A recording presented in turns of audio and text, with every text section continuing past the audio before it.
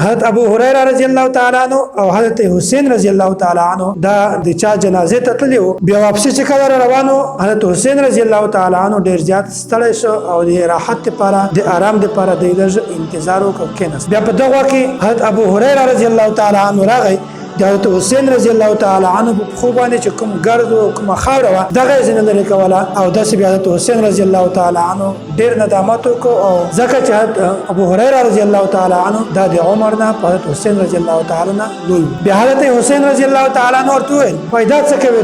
ته خو بزرگ سره موږ لوی مقام مرتبه ولکسوي. حضرت ابو هريره رضی الله تعالی عنہ ورته فرمایل وای ته ما خپل کار ته پرېدا ما ممنه کوا ځکه چې ماته د تا کوم فضیلت معلوم ده کچیرته عام انسان ته د تا فضیلت مقام مرتبه معلومه شي هغه به ته همیشه په خپل ورګو باندې کړي. نو حضرت حسین رضی الله تعالی عنہ یو داسې صحابي چې الله تعالی دته یو خاص مقام او خاص مرتبه ورکړي.